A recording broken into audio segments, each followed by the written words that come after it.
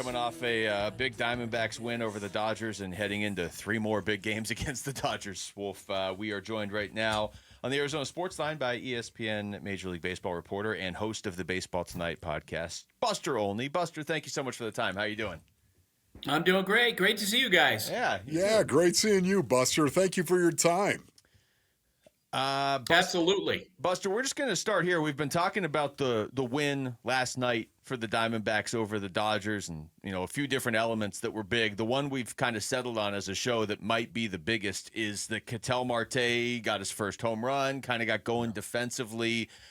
From your perspective, how big is he for what they're trying to do this year? Well, if they're going to make the playoffs, if they're going to have a chance to, make a dent in October, he's got to be healthy and he's got to be productive. There's no question about it. With the way the team is structured, certainly the Diamondbacks have viewed him as being that guy because of how they're paying him. And look, when you're playing a team like the Dodgers with all that firepower, with the Hall of Famers that they have at the top of their lineup, you need a superstar, like a Corbin Carroll, like a Ketel Marte to do damage in these matchups. So I thought that was a great first step. The Diamondbacks are a really good team. And it's interesting.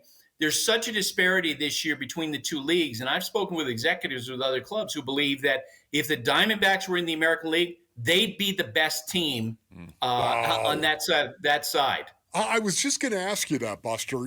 After 38 games, 20-18 right now, how do you look at the Diamondbacks? What is your take on them when you evaluate them? Okay, if healthy, which is always the great X factor with these teams, with Puck and Martinez back, Ketel Marte back, they to me have as good a chance as any team to unseat the Dodgers. That's kind of the overriding question coming into this year after the Dodgers added all those players during the course of the winter time, from Schnell to Roki Sasaki. Who can beat the Dodgers?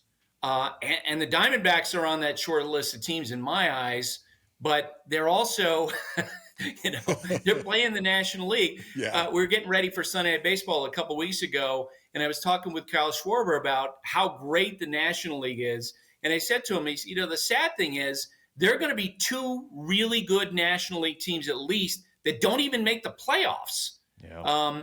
And so, we'll see how it plays out with the Diamondbacks and the National League West.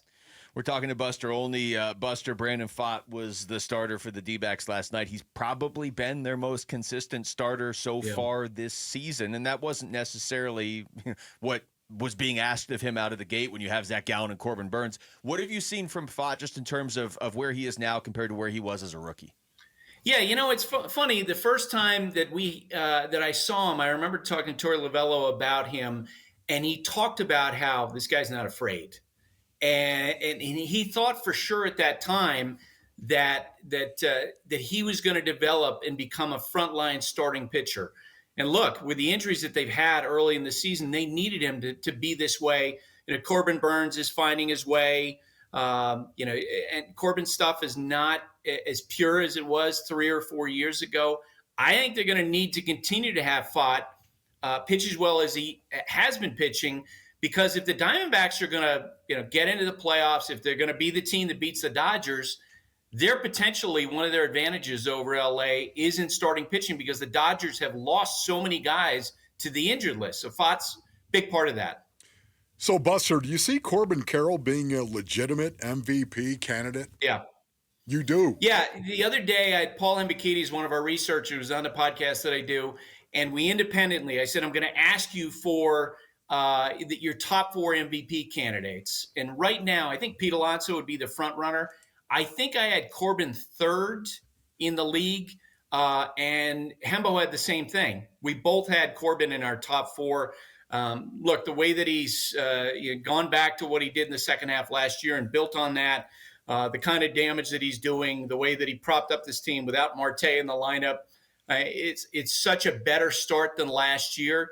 And, Pete Alonso has been amazing early this season, but I look, as opposed to the American League, where it looks like Judge is going to run away with the MVP, Corbin Carroll's got a real shot this year.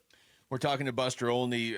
Buster, you mentioned the difference between the 2 leagues right now and how there's a pretty good chance at least 2 good teams in the National League won't make the playoffs.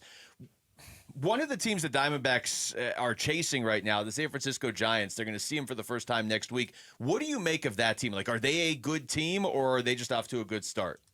No, I think they're legitimately a good team. Their culture has completely changed since Buster Posey took over baseball operations there.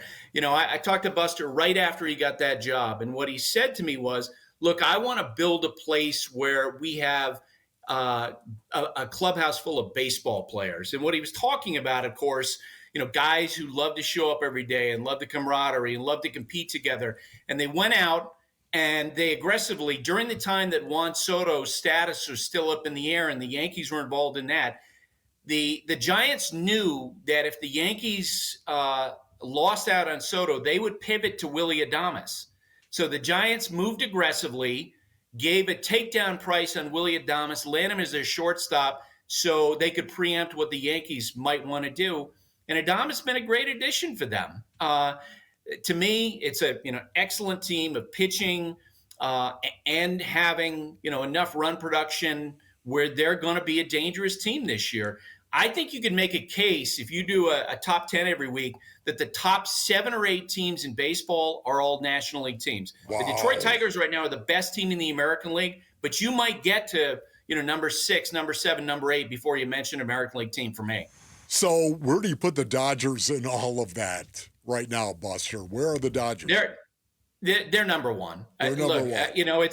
And now I would say they are not invulnerable. As you guys saw in this game yesterday, it's really interesting because what they did in the wintertime was add all this depth, and yet they have the same problem they did in so much of last year, in that the bottom half of their lineup has really struggled. They've lost so many guys to the injured list. Now, you never know quite how to take that with the Dodgers because they tend to slow play their injuries and to focus on getting guys right for the end of the year. That's what they're doing with Ohtani, who, every Saturday it seems like he builds up his pitch count. He's working his way back. Their focus is to get him ready for October.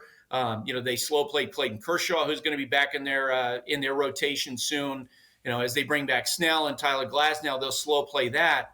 But they might be able to hit past all of their concerns against really mediocre teams.